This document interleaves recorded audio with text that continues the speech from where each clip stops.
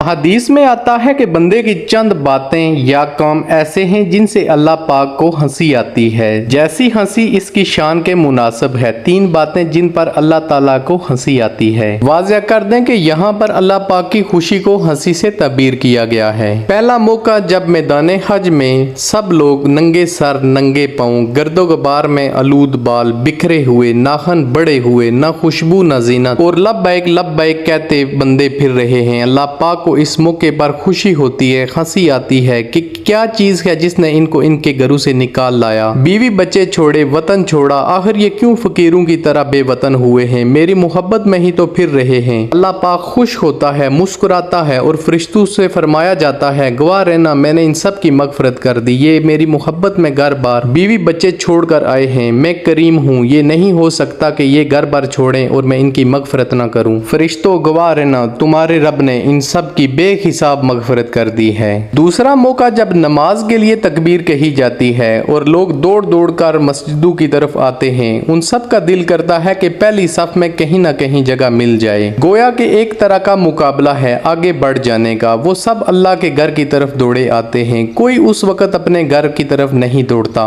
वो सब एक दूसरे से आगे बढ़ने की कोशिश में लगे होते हैं। तो अल्लाह अपने फरिश्तों से फरमाता है ये आखिर क्यों दौड़ रहे हैं, ये चाहते हैं कि अल्लाह के जितने करीब होंगे इनके इतने दर्जात बुलंद होंगे। इंसान का ये अमल अल्लाह पाक को खुश कर देता है। तीसरा मौका जब बीवी और खावन सो रहे हों और खावन या बीवी दानों में से किसी की आंख खुल जाए और उसका जी चाहे कि वो तहज्जुद की नमाज पढ़े, बीवी या खावन जो पहले जागे वो दूसरे को भी जगाए, वो भी उठ जाए, फिर वो उसे पहला कहे कि 2 रकअत तहज्जुद की नमाज पढ़ लो और वो शुक्र अदा करे कि इसे अल्लाह पाक ने तहज्जुद की तौफीक अता फरमाई है और वो तहज्जुद की नमाज अदा करे और अल्लाह पाक का शुक्र अदा करे, तो अल्लाह पाक को खुशी होती है कि जब कोई देखने वाला भी नहीं था जिसे ये दिखा सकें, ये सिर्फ मेरी मोहब्बत में उठे हैं, इस वक्त भी अल्लाह पाक को अपने बंदे पर खुशी होती है। ये तीनों बातें दर्जात के बुलंद होने का बाइस हैं और अल्लाह की रजा के लिए ज़रूरी हैं, इसलिए अल्लाह की खुशी को हंसी के साथ तबीर किया गया है।